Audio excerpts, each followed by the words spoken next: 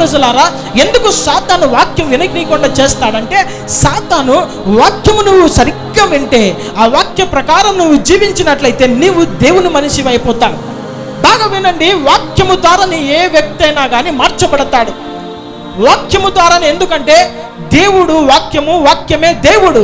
ఈ వాక్యము, ఈ బైబిల్ గ్రంథం ద్వారా ఎంతో మంది మార్చబడ్డారు. గడిచిన దినాల్లో నేను చెప్పినట్లుగా భయంకరమైన క్రూరమైన వ్యభిచారులు, దొంగలు, వేశ్యలు, ఇంకా రకరకములైన నరహంతకులు, కోట్లు, పోలీసు వారు కూడా సరిగా వారిని తీర్చిదిద్దలేనిది దేవుని వాక్యము ద్వారా చాలా మంది మార్చబడ్డారు.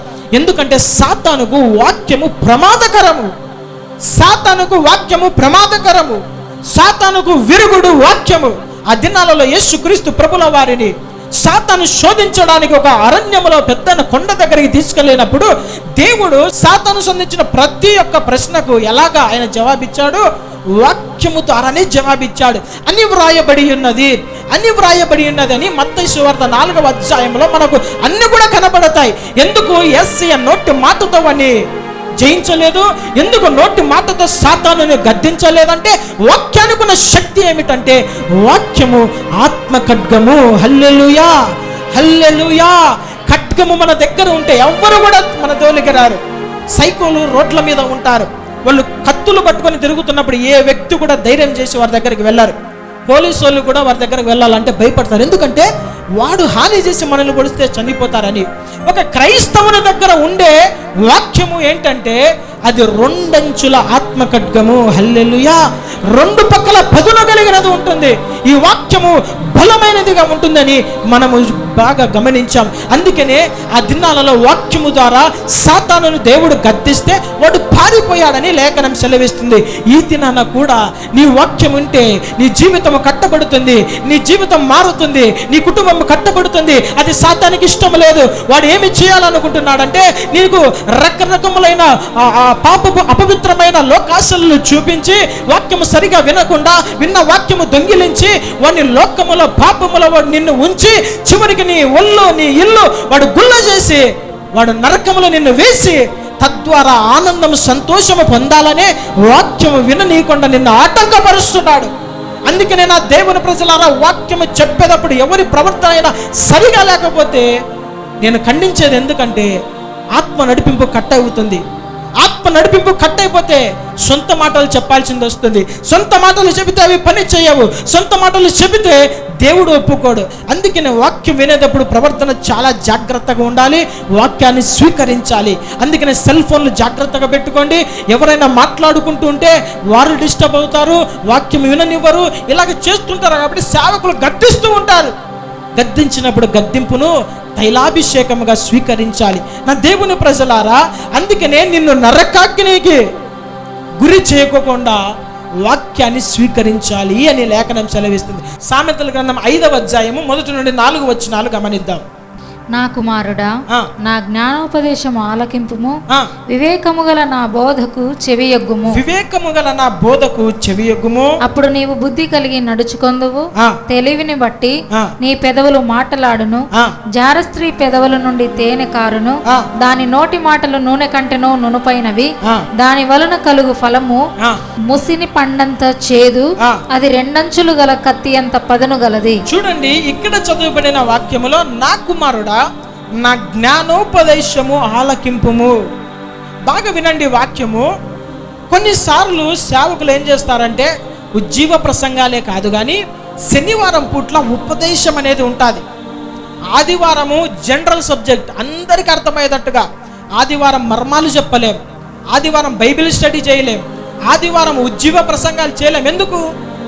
ఎంతోమంది రకరకాల విశ్వాసులు వస్తుంటారు, కొత్త వారు వస్తుంటారు, దేవుని ఎరుగని అన్యజనులు వస్తుంటారు, కొత్తగా బాప్తిసం పొందిన వారు వస్తారు. కాబట్టి ఆదివారము మనం ఉపదేశము చేయలేం. శనివారము మనము ఉపదేశం ఎందుకు చేస్తామంటే, ఆత్మీయ జీవితంలో ఏవైనా అటు ఇటు త్రోవ తప్పిన మార్గము, పరిశుద్ధత నుండి తొలగిపోయే పాపము, ఏదైనా బలహీనతలు ఉన్నప్పుడు సేవకుడు ఉపదేశిస్తాడు, గద్దిస్తాడు. ఆ జ్ఞానోపదేశము మనము విని మన జీవితాలను మార్చుకుంటే, ఆ బోధకు మనము చెవి ఎగ్గితే ఏమవుతుంది? నీవు బుద్ధి కలిగి నడుచుకుందువు, తెలివిని బట్టి నీ పెదవి మాట్లాడు. చూడండి, ఎంత గొప్ప శిక్ష కన్నా ఒక గొప్ప ఉపదేశము చాలా శ్రేష్టమైనది. ఉపదేశం అనేది ఎలాంటిదంటే మన జీవితాలతో, మన ఆత్మతో మాట్లాడినంత శ్రేష్టమైనది. ఈ ఉపదేశం చేస్తున్న సమయంలో మన హృదయాలలో ఉన్న పాపము బట్టబయలవుతూ ఉంటుంది. ఆదివారము రకరకములైన వాక్యాలు ఉంటాయి, కొన్ని ఆశీర్వాదపు వాక్యాలు, కొన్ని మనల్ని ఉజ్జీవింపజేసే వాక్యాలు ఇలాగుంటాయి. కానీ ఉపదేశం అనేది మన జీవితాలను మార్చుతుంది. ఉపదేశం అనేది సంఘ క్రమాలకు లోపడినట్లుగా చేస్తుంది. ఉపదేశం అనేది మనలో ఉన్న బలహీనతలను మనము విడిచిపెట్టున్నట్టుగా, ఆయన రాకడ కొరకు శుద్ధపరుచున్నట్లుగా చేస్తుంది. కాబట్టి ఉపదేశాన్ని అంగీకరించాలని లేఖనం సెలవిస్తుంది. ఇప్పుడు వాక్యాన్ని అంగీకరించకపోతే ఏం జరుగుతుంది? సాతాను విత్తనాలను దొంగిలించినప్పుడు ఆ వ్యక్తి ఫలించే అనుభవంలో ఉంటాడా? ఫలించే అనుభవంలో ఉండాడు. అయితే అది నా యేసయ్య ఏమంటారు తెలుసా? నాలో ఫలింపని ప్రతి తీగను కత్తిరించి నరికి అగ్నిలో కాల్చివేయుదును అంటున్నాడు. అంటే నువ్వు ఫలించుకోకుండా అడ్డుపడేది ఏంటి తెలుసా? వాక్యం విననీయకుండా పనిచేసే ఏదైనా కావచ్చు, అది మనిషి కావచ్చు, సాతాను కావచ్చు, నీ యొక్క ఆలోచనలు కావచ్చు, ఇవన్నిటిని కూడా దేవుని మందిరంలో నీ వాక్యం వినే సమయంలో అన్నిటి ఉన్న పక్కన పెట్టి, వాక్యం అంటేనే అందరూ కూడా స్టడీ అయిపోవాలి. వాక్యం అంటే అందరూ కూడా అటెన్షన్లోకి వచ్చేయాలి. వాక్యం అంటేనే మొత్తం అన్ని కూడా పక్కన పెట్టేసి దాని మీద శ్రద్ధ పెడితే దేవుడు సూటిగా స్పష్టంగా మాట్లాడతారు. కొన్నిసార్లు వాక్యం చెప్పేటప్పుడు రకరకాల ప్రవర్తనలు కలిగిన ప్రజలు కనబడతారు. అలాంటి సమయంలో వాక్యం చెప్పబుద్దే కాదు. పిల్లలు కేకలు, ఒక్కొక్కరు గోడలకు తిరుగుకుంటారు, ఒకరు మాట్లాడుకుంటుంటారు. కోపం వస్తుంది. కోపంలో ఒక మాట అంటే మళ్ళా అలిగేది ఎక్కువ, మళ్ళీ చర్చిలో మానుకునేది ఎక్కువ. ఎందుకు ఇంత సమస్య? అందుకనే వాక్యము వినేదానికి జాగ్రత్త పడాలి. ఇక్కడ ఈ వాక్యానికి ఎంత శక్తి ఉంది తెలుసా? ఈ వాక్యము నిన్ను నరకాగ్నిలో నుండి తప్పించి నీ ఆత్మను దేవుని రాజ్యం వరకు సిద్ధపరిచే ఈ వాక్యాన్ని సాత్వికముకు అంగీకరించాడని లేఖనం సెలవిస్తుంది. చూడండి ఆ మాట, యాకోబు పత్రిక 1వ అధ్యాయం 21వ వచనం. అందుచేత సమస్త కల్మషమును విర్రవీగుచున్న దుష్టత్వమును మాని లోపల నాటబడి మీ ఆత్మలను రక్షించుటకు శక్తిగల వాక్యమును సాత్వికముతో అంగీకరించుడి. శక్తి కలిగిన వాక్యమును సాత్వికముతో అంగీకరించుడు అంటున్నారు. ఏం చేస్తుంది వాక్యం అంటే? ఒకటే మాట చెప్తాను, జాగ్రత్తగా వినండి. ఎందుకు వాక్యం చాలా ఇంపార్టెంట్, ఎందుకు వాక్యము జాగ్రత్తగా వినాలి, ఎందుకు వాక్య ప్రకారం జీవించాలి అంటే, మీ ఆత్మను రక్షించుటకు శక్తి కలిగినది వాక్యము మాత్రమే. ఇప్పుడు ఏ వ్యక్తి అయినా చెడిపోతూ ఉంటే తండ్రి తల్లి ఉపదేశము, వారి శిక్ష వారిని సరి అయిన మార్గంలో నడిపిస్తూ ఉంది. టీచర్లు ఎంతైనా కొట్టు, వాడు సరి అయిన మార్గంలోనికి రాడు. సొంత తల్లి తండ్రి శిక్షిస్తేనే వాడు సరైన మార్గంలోనికి వస్తాడు. అలాగుననే ఏ వ్యక్తి, ఏ ఆత్మీయుడు, ఏ విశ్వాసి కూడా తన జీవితంలో ఉన్న కొన్ని లక్షణాలు దేవునికి వ్యతిరేకమైనవి, పరిశుద్ధనలో ఉండకూడని లక్షణాలు ఏవైతే ఉన్నావో అవి సేవకుని ద్వారా హెచ్చరించబడతాది వాక్యము ద్వారా.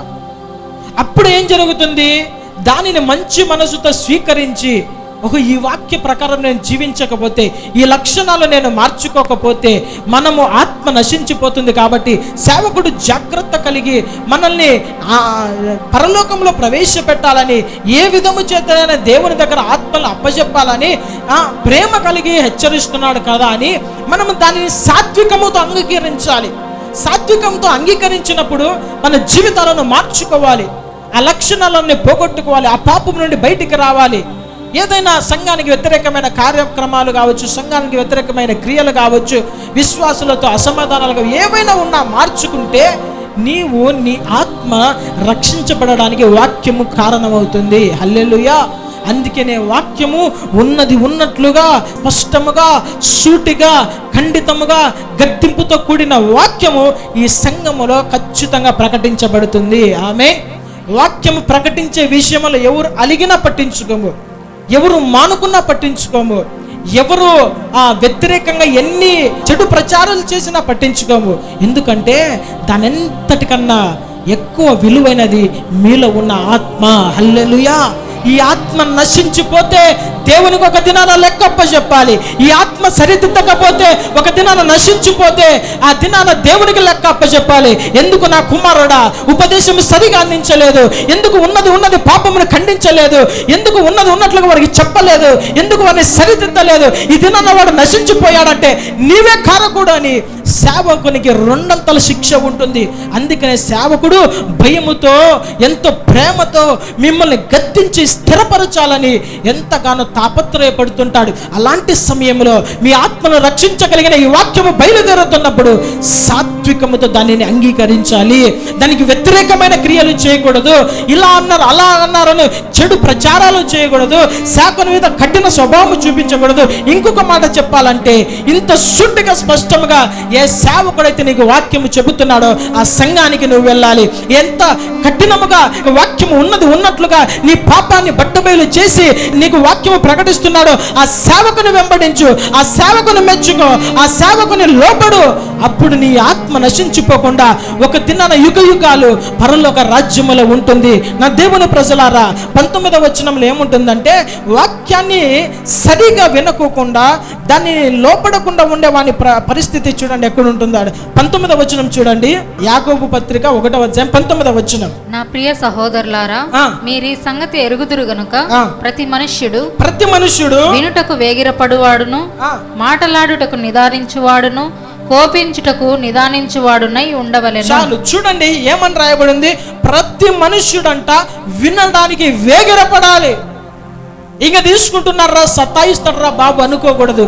అది సతాయింపే ప్రస్తుతానికి. నీకు ఒక దినాన ధనవంతుడు లాగా నరకములో పాతాళంలో కేకలు వేసి అగ్నిలో కాలే సమయంలో ఈ దిన సేవకుని యొక్క విలువ నీకు అర్థమవుతుంది.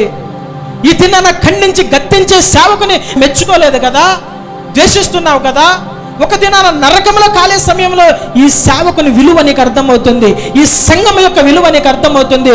గద్దించే సేవకుని యొక్క విలువ నీకు అర్థమవుతుంది. అందుకనే ప్రతి వాడు కూడా వాక్యాన్ని వినడానికి వేగిరపడాలి. అద్భుతాలు, స్వస్థతలు అంటే గుంపులు కట్టుకొని పరిగెడతారు, కానీ ఖండితమైన వాక్యం ఎక్కడ ఉంటుందో ఆ సంఘంలో జనాలు తక్కువ ఉంటారు. ఆశీర్వాదాలు అంటే పరిగెత్తుకుంటూ లక్షల వేల మంది పోతారు. ఖండింపు కలిగిన వాక్యమును మనం వినాలి. ఆమేన్, హల్లెలూయా. ఎప్పుడు మనకు ఆశీర్వాదం వస్తుంది? వాక్యములో ఉంది కదా, అపొస్తలుల కార్యముల గ్రంథంలో ఏమనుంది? మీలో దేవుడు ఒక సేవకుని పుట్టించి ఆ సేవకుని ద్వారా మిమ్మల్ని దుష్టత్వం నుండి మళ్లించడం వలన ఆయన మిమ్మల్ని ఆశీర్వదిస్తాడు. మీకు మంచి ఆరోగ్యం కావాలంటే శరీరంలో ఉండే ఆ పుండు కట్ చేయబడాలి, శరీరంలో ఉన్న బ్యాక్టీరియా చంపబడాలి, శరీరంలో ఉన్న అపవిత్రత అంతా తొలగిపోయినప్పుడే మంచి ఆరోగ్యం వస్తుంది. నీవు ఆశీర్వదించబడాలి, నీ కుటుంబం ఆశీర్వదించబడాలంటే ఖండింపుతో కూడిన వాక్యము నీకు ప్రకటిస్తున్నప్పుడు ఈ వాక్యము నీ జీవితానికి ఒక మందులాగా, ఒక మెడిసిన్ లాగా పనిచేసి నీవు ఆటోమేటిక్గా దుష్టత్వం నుండి మళ్లించబడితే దేవుడు నిన్ను ఆశీర్వదిస్తాడు. ఇంకా ఏమని ఉందంటే, వాక్యాన్ని విని దాని ప్రకారం జీవించని వాడు ఎవరు? 23-24 వచనాలు చూడండి. 23-24 వచనాలు. ఎవడైనను వాక్యమును వినువాడయుండి దాని ప్రకారం ప్రవర్తింపని వాడైతే వాడు అద్దంలో తన సహజ ముఖమును చూచుకొని మనుష్యుని పోలి ఉన్నాడు. వాడు తన్ను చూచుకొని అవతలికి పోయి తానెట్టివాడో వెంటనే మర్చిపోవును గదా. చూడండి, ఒకడు తన ముఖమును అద్దములో చూసుకున్న తర్వాత పక్కకు పోయిన తర్వాత ఎవరైనా వారి ముఖాన్ని మర్చిపోతామా? మన ముఖం ఎలా ఉంటాం మనకి బాగా తెలుసు. ఎవడు చెప్పాల్సిన పనిలే. ఎవరికి నీ ముఖం ఎలాగుండే అని చెప్పాలంటే గుడ్డోనికి చెప్పాలా. ఎప్పుడు కూడా వాని ముఖం చూసుకొని వానికి నీ ముఖం ఇలాగుంటుంది, నీ ముక్కు ఇలాగుంటుంది, నీ చెవులు ఇలాగుంటాయి, నీ పళ్ళు ఇలాగుంటుంది అని వారికి చెప్పాలా. కానీ అద్దములో ప్రతిరోజు ముఖము చూసుకునే వానికి ఆ అద్దము నుండి పక్కనకి వెళ్తానే వాని ముఖం ఎట్లా ఉందని పక్కనుండి చెప్పాల్సిన పనిలే. నిద్రలో మెలకు వచ్చినా కానీ వాని ముఖం వానికి తెలుస్తుంది. నిద్రలో కలలలో కూడా వాని ముఖం వాడు కనబడుతుంది. అంటే మర్చిపోయే స్వభావం కాదు. ఒకవేళ నీవు దేవుని వాక్యమును విని ఆ విన్న వాక్యము ప్రకారం ప్రవర్తించని వాడవైతే నీవు కూడా నీ ముఖమును అద్దములో చూసుకొని పక్కకు పోయిన తర్వాత దానిని మర్చిపోయే గ్రొడ్డితనములో ఉన్న వానితో సమానము. సాతాను నీ యొక్క మనోనేత్రములు మూసివేశాడు అంటే గ్రహింపు శక్తి లేని స్వభావము నీలో ఉన్నది. అందుకే నా దేవుని ప్రజలారా, వాక్యము విత్తబడుతున్నది ఎంతో శ్రమ చేత, ఎంతో కష్టము చేత. సేవకులు వాక్యాన్ని విత్తుచున్నప్పుడు ఆ వాక్యాన్ని హృదయంలో భద్రపరుచుకోవాలి. ఏది నీ హృదయంలో భద్రపరుచుకోవాలి? లోక వార్తలు కాదు, చెడు ఆలోచనలు కాదు, లేదంటే వారలాగా ఇలాగలా కానీ విమర్శించిన వారి మాటలు కాదు, లేదంటే నీకు కీడు చేసిన వారి మాటలు కాదు. నీవు ఏంటి నీ హృదయంలో నువ్వు సిద్ధపరచుకొని నీ హృదయంలో నింపుకోవాలంటే కేవలము దేవుని వాక్యము మాత్రమే. హల్లెలూయా! ఎందుకంటే నీ వాక్యమే నన్ను బ్రతికించును. దేవుని వాక్యము మాత్రమే మనల్ని బ్రతికిస్తుంది. ఆ వాక్యం మన గుర్తుకొస్తున్న ప్రతిసారి పాపము చేయకుండా మనల్ని ఆపుతుంది. అందుకనే దేవుని వాక్యం గురించి ఏమని రాయబడిందంటే, అది బలమైనదంట, సజీవమైనదంట, అది రెండంచుగల ఎటువంటి ఖడ్గము కంటే అది ఎంతగానో హృదయములో, తలంపులలో, మూలుగలలో విభజించుకొని పోయే శక్తి కలిగినదని వాక్యము సెలవిస్తుంది. చూడండి, హెబ్రీయులకు రాసిన పత్రిక 4వ అధ్యాయము 12వ వచనములో ఆ మాట ఉంటుంది. హెబ్రీయులకు రాసిన పత్రిక 4వ అధ్యాయము 12వ వచనం చదువుదాం. ఎందుకనగా దేవుని వాక్యము సజీవమై బలము గలదై రెండంచులు గల ఎటువంటి ఖడ్గము కంటెను వాడిగా ఉండి ప్రాణాత్మలను, కీళ్లను, మూలుగను విభజించినంత మట్టుకు దూరుచు హృదయం యొక్క తలంపులను, ఆలోచనలను శోధించుచున్నది. హృదయం యొక్క తలంపులను, ఆలోచనలు కూడా శోధిస్తుందంట. ఈ భూలోకములో మనిషి ఏదైనా మాట్లాడితే కనుక్కుంటారు, లేదంటే ఏదైనా వాడు చేసే క్రియలను బట్టి వారికి తీర్పు తీరుస్తారు. కానీ వాక్యానికి ఎంత శక్తి ఉన్నదంటే, మన హృదయంలో ఏ తలంపు తలుస్తున్నామో, మన హృదయంలో ఏ తలంపు ఉన్నదో దానిని కూడా అది శోధించే బలమైన శక్తి కలిగినది. అందుకనే భక్తుడు అంటాడు, నేను పాపము చేయకుండానట్లు నా హృదయములో నీ వాక్యాన్ని ఉంచుకొని ఉన్నాడు.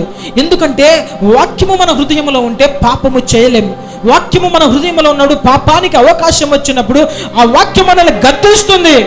ఇది పాపము, క్రైస్తవునిగా మనము చేయకూడనది. ఇది పాపము, బాప్తిజం పొందిన వాడు మనము చేయకూడనది. ఇది పాపము, ఈ పాపము చేస్తే నరకానికి వెళ్తాము. ఇది పాపము, పరిశుద్ధుడైన దేవుని పిల్లలముగా, వారసులముగా మనము చేయకూడదని ఈ వాక్యం మనల్ని గద్దిస్తున్న ప్రతిసారి మనము పాపము నుండి తప్పించబడతాం. అందుకనే ఈ వాక్యానికి అంత శక్తి కలిగి ఉన్నది. ఈ భూలోకంలో సమస్తము కూడా ఒక దినాన లయమైపోయేదే. ఈ భూలోకంలో ఉన్న సమస్తము కూడా ఒక దినాన లయమైపోయేవే. రత్న రాసులు, వెండి, వజ్రాలు, బంగారు, బిల్డింగులు, మేడలు, చెట్లు, జలచరాశులు అన్నీ కూడా నశించిపోయేవే. కానీ నశించిపోనది ఒకటి ఉన్నది. అది ఏమిటంటే దేవుని వాక్యము. హల్లెలూయా! 1 పేతురు 1వ అధ్యాయము 24వ వచనం చదువుదాం. 1 పేతురు 1వ అధ్యాయము 24వ వచనము. సర్వ శరీరులు గడ్డిని పోలినవారు, సర్వ శరీరులు గడ్డిని పోలినవారు, వారి అందమంతయు గడ్డి పువ్వు వలె ఉన్నది. గడ్డి ఎండును, దాని పువ్వును రాలును, అయితే ప్రభువు వాక్యము ఎల్లప్పుడూ నిలుచును.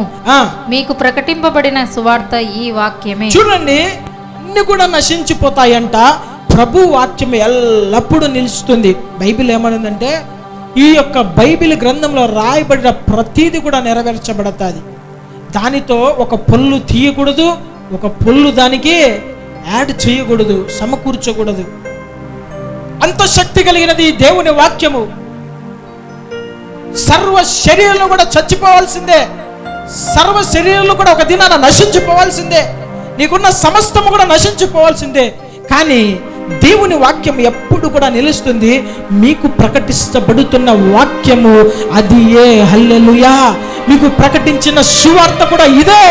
ఈ వాక్యము ఎప్పుడు నిలుస్తుందంటే ఏంటి దాని అర్థం అంటే, ఈ వాక్య ప్రకారము జీవించి, ఈ వాక్య ప్రకారం నడుచుకొని తమ జీవితాలను కట్టుకున్న, ఈ వాక్య ప్రకారం నడుచుకున్న ప్రతి వాడు కూడా యుగ యుగాలు దేవునితో నిత్యత్వములు జీవిస్తాడు. హల్లెలూయా!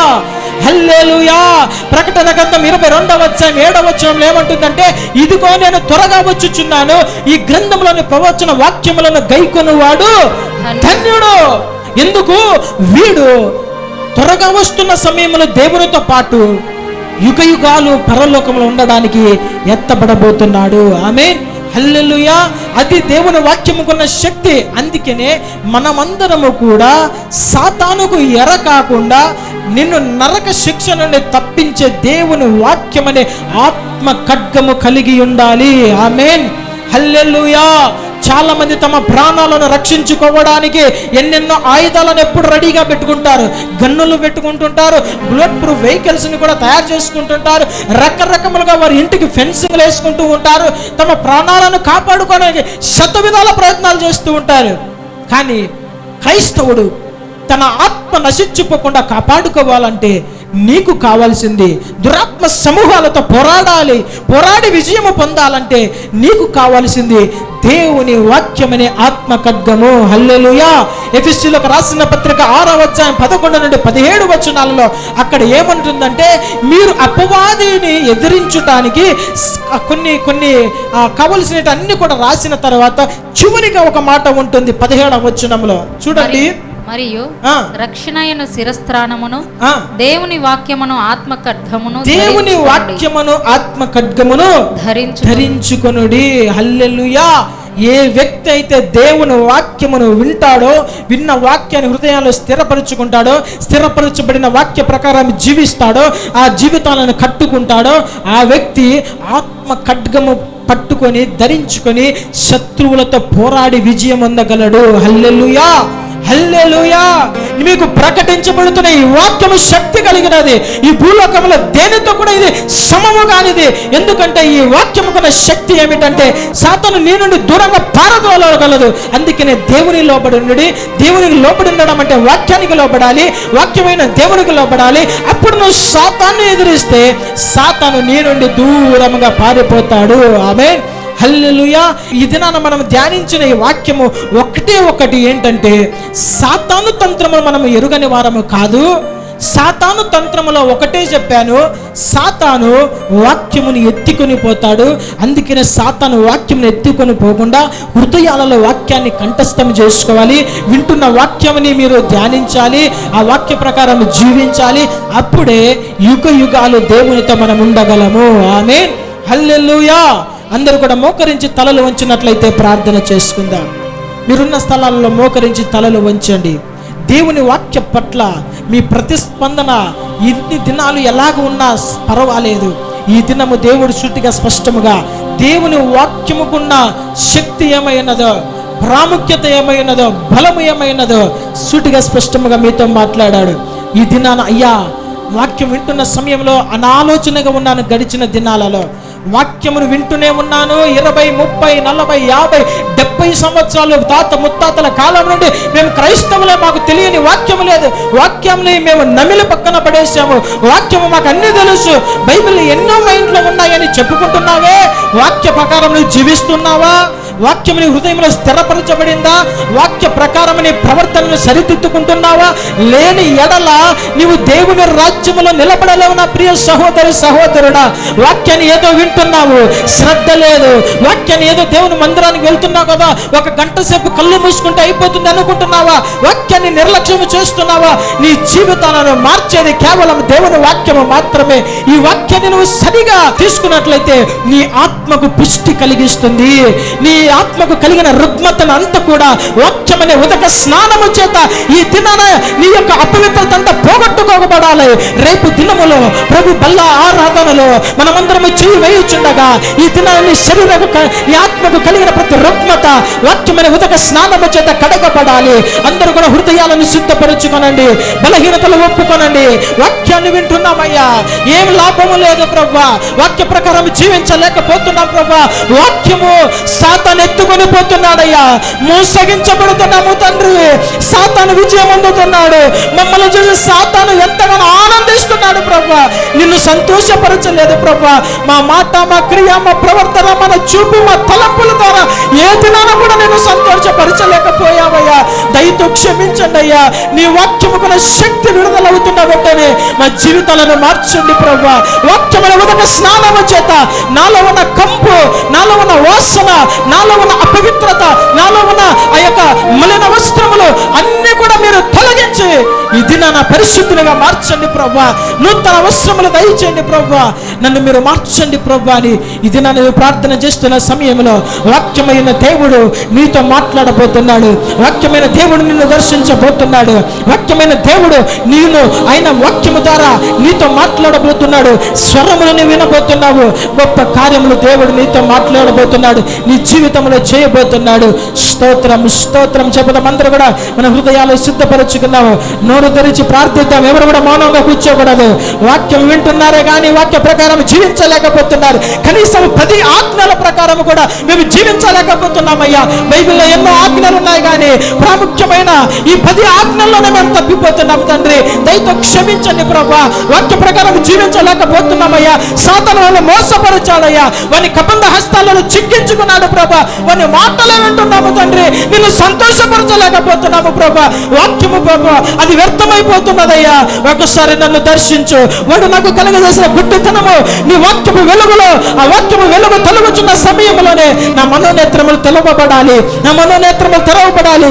సేవకుల వాక్యము చెబుతుంటే కఠినపరుచుకుంటున్నానయ్యా. హృదయాన్ని కఠినపరుచుకుంటున్నానయ్యా. వ్యతిరేక స్వభావము చూపిస్తున్నానయ్యా. దయతో క్షమించండి ప్రభువా.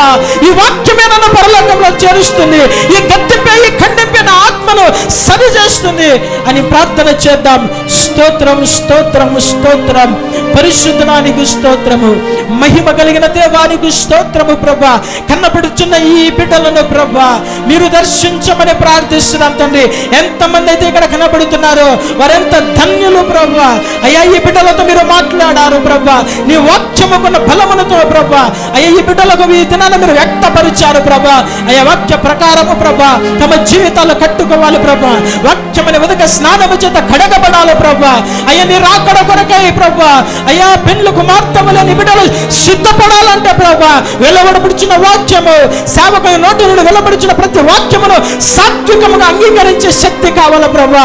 అయ్యా మనల్ని పరలోకము చేర్చే ఈ వాక్యము సాత్వికంతో అంగీకరించే శక్తి కృపని బిడ్డలకు దయచేయండి ప్రభా. పరిశుద్ధాత్మదేవ కనబడుచున్న ప్రతి బిడ్డను, వాక్యం వీక్షిస్తున్న ప్రతి బిడ్డను అయ్యా ఇప్పుడే మీరు అయ్యా దర్శించమని ప్రార్థిస్తున్నాం తండ్రి. నీ బిడ్డలను మీరు తాకండి ప్రభా. మీ గాయపడిన హస్తం చేత తాకండి అయ్యా. ఎంతమంది అయితే మరణ పడకల్లో ఉంటున్నారో, ఎంతమంది అయితే హాస్పిటల్లో ఉంటున్నారో, ఎంతమంది అయితే రోగము చేత బాధించబడుతున్నారో, అది శరీర వ్యాధి అయినప్పటికీ, సాతాను కలుగజేసిన వ్యాధి అయినప్పటికీ నజరేయుడైన యేసు నామమును ఉచ్చరిస్తుండగానే ఇప్పుడే స్వస్థత విడుదల శీఘ్రముగా వారి దేహమునకు కలుగును గాక. యేసు రక్తము వారి నరములలో రక్తములో ప్రవహించును గాక. అవయములు నూతన పరచబడును గాక. యేసు నామములో ప్రతి అవయము సరిగా పని చేయను గాక. సాతాను తీసుకొచ్చిన వ్యాధి తీసుకొని వాడు 7 తోమల పారిపోవను గాక. యేసు నామములో స్వస్థత ప్రకటిస్తున్నాను ఇప్పుడే. యేసు నామములో విడుదల ప్రకటిస్తున్నాను ఇప్పుడే. యేసు నామములో ఇప్పుడే అద్భుతమైన దేవుని హస్తము ప్రతి బిడ్డను తాకును గాక. యేసు నామములో తాకును గాక. విడుదల యేసు నామములో కలుగును గాక. దురాత్మలు పారిపోవను గాక. ప్రతి చేతబడే చిల్లంగి మంత్రపు క్రియలు నజరేయుడైన యేసు నామములో ప్రకటిస్తుండగానే వాని క్రియలు దుఃఖనీయులుగా మార్చబడను గాక. యేసు నామములోని శక్తి నిర్వీర్యపరచబడను గాక. చీకటి సంఖ్యలో యేసు నామములో తెంపబడను గాక. నీ బిడ్డలు బలమైన అభిషేకము చేత నింపబడుదురు గాక. అగాధ కూపములో ఉన్నవారు లేపబడుదురు గాక. దేవుని మహిమ నీ బిడ్డల మీద ప్రకాశించును గాక. బలమైన హస్తం వారి మీద చాపబడును గాక. యేసయ్యా మీ కార్యములు మీరు జరిగించండి ప్రభువా. నీ బిడ్డలు మీరు అక్కడ కొరకై సిద్ధము చేయండి. మీరు అక్కడ కొరకై సిద్ధము చేయండి. భయంకరమైన దినాలలో మేము ఉంటున్నామయ్యా. అయ్యా మా ఆత్మలను ప్రభా మీరు సిద్ధపరచమని ప్రార్థిస్తున్నాం తండ్రి. అయ్యా నీ చిత్తమైతే మీరు అక్కడ ఆలస్యమైతే మరి ఒక శనివారం దినములో ప్రభా మేమందరము కూడుకొని అయ్యా నీ వాక్యమును ధ్యానించి ఆత్మ బలము చేత నింపబడి ప్రభా మా యాత్రలు మేము ముందు కొనసాగునట్లు కృప దయచేయమని నజరేయుడైన యేసు నామములో అడిగి వేడుకుంటున్నాను తండ్రి. ఆమేన్. హల్లెలూయా.